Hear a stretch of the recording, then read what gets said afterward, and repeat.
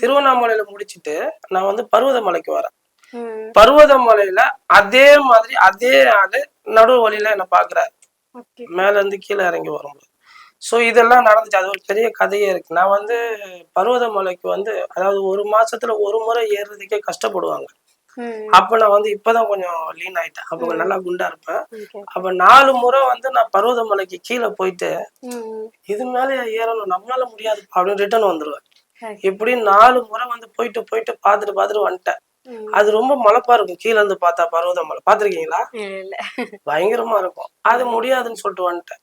அப்புறம் என்ன அறியாம திடீர்னு ஒரு நாள் என்ன பண்ணேன், அப்ப வந்து பௌர்ணமி அமாவாசை எதுவுமே இல்ல. இன்னைக்கு நம்ம போய் சாமியை பார்த்தே ஆகணும்டா அப்படின்னு சொல்லிட்டு என்ன பண்ணேன், நேரா கார் எடுத்தேன். போய் அடிவாரத்துல பச்சையம்மன் கோயில்ல போய் நிறுத்தினேன். அங்க ஒரு கற்பூரத்தை ஏத்தினேன். நேரா மேல போனேன். நான் மேல சாமியை பார்க்க அந்த மலையே பார்க்கவே இல்லை. பச்சையம்மனை கற்பூரம் ஏத்திட்டு கீழே பார்த்துக்கிட்டே நடந்து போயிட்டேன் நான்.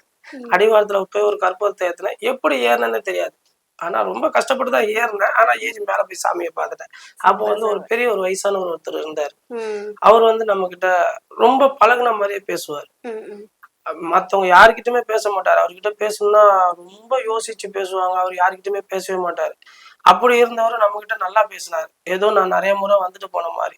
அப்பயே யோசிச்சேன், என்ன இங்க நம்மளோட அப்ப அழைப்பு எப்பவே இருந்திருக்கு, நம்ம இப்பதான் வந்திருக்கோம் அப்படின்னு சொல்லிட்டு. அதுக்கு அடுத்து என்ன பண்ண, வாரத்துல ஒரு முறை கம்பல்சரி ஏறினேன்.